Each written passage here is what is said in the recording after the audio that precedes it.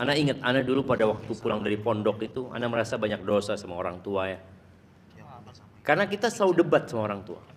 Kita merasa yang dari pondok ini udah ngerti dalilnya apa ini tuh. Setelah ana berpikir sekarang, ya Allah, orang tua pada waktu itu nggak tahu masalah dalil. Orang tua itu hanya tahu, ya dia belajar dari bapaknya, dari keluarganya, dan dia menganggap itulah yang benar. Kalau ngomong sama orang tua itu selalu merendahkan diri. Kalau bicara nggak mau berdebat, iya ngomong, ibu, gitu. Aku ini belajar ibu ya, mungkin salah yang harus pelajarin ibu. Aku minta juga pendapat ibu, sampaikan seperti ini, seperti ini, seperti itu. Dengan harapan ibunya mau belajar lagi. Atau kalau kita memang nggak bisa ngomong sama orang tua, terus terang ada anak-anak yang memang nggak bisa ngomong sama orang tua.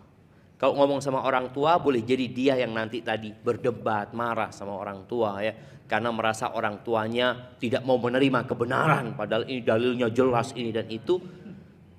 Maka anak tulis surat.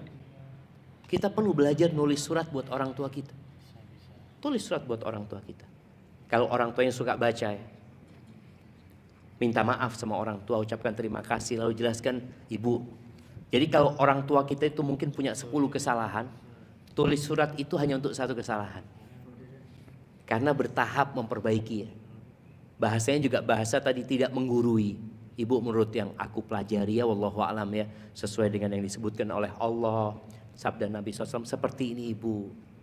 Tapi mungkin kalau memang ada pendapat yang lainnya, ana nggak tahu, tapi ini yang ana pelajari.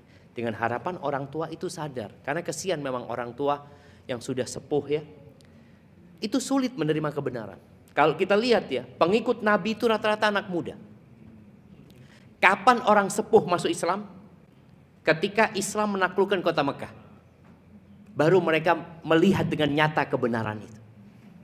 Tapi kalau sebelum itu mereka nggak mau masuk Islam. Jadi jarang sekali orang sepuh yang masuk Islam di masa itu, kecuali setelah penaklukan kota Mekah. Bapaknya Abu Bakar itu masuk Islam ketika penaklukan kota Mekah.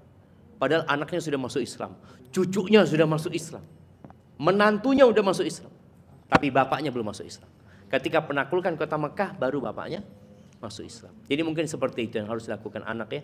Kalau bicara doa, ya doa tetap dipanjatkan. Terus terang sebagian kita diuji sama orang tuanya. Dia sudah kasih penjelasan, orang tuanya nggak mau, ya sudah, tugas dia sudah selesai. Tapi nanti cari momentum lain ya.